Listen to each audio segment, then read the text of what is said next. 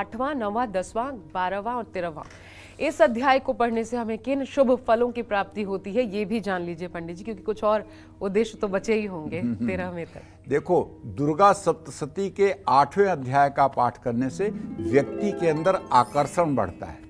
दुर्गा सप्तशती के 9वें और 10वें अध्याय का पाठ करने से उत्तम संतान की प्राप्ति होती है, दिव्य संतान की प्राप्ति होती है। और किसी खोई हुई चीज को पाने के लिए ये पाठ अत्यंत प्रभावशाली है। अगर आपकी कोई वस्तु गुम हो गई है और नहीं मिल रही है तो 9वें 10वें अध्याय का पाठ अगर आप 3 दिन कर लें तो आपकी खोई हुई वस्तु आपके स्मरण में आ जाएगी। दुर्गा सप्तशती के 11वें अध्याय का पाठ करने से हर तरह की सुख सुविधा की प्राप्ति होती है। और दुर्गा सप्तशती के 12वें अध्याय का पाठ करने से मान, सम्मान, यश, कीर्ति, प्रतिष्ठा, धन, धान्य सब कुछ मिलता है। और इसी तरह से दुर्गा सप्तशती के 13वें अध्याय का पाठ करने से मनुष्य को मोक्ष, उत्तम गति की भी प्राप्ति होती है। जय मां विंध्यवासिनी। एक बात कहना चाहूंगा जो आपने कहीं पढ़ी लिखी नहीं देखी होगी, वो बात मैं आपको कह रहा हूं।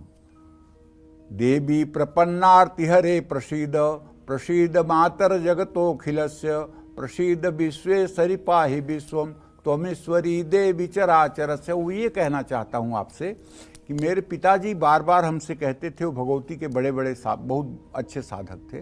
वो कहते थे कि देखो बेटा, अगर जो लोग 365 दिन भगवती की आराधना नहीं कर सकते हैं, वो अगर वार्षिक सतचंडी कर लें, वार्षिक सतचंडी कर लें तो भगवती उनका हाथ पकड़ के चलती है। ये वार्षिक सतचंडी क्या है, जरा इसके बारे में जान लीजिए, बताना चाहूँगा।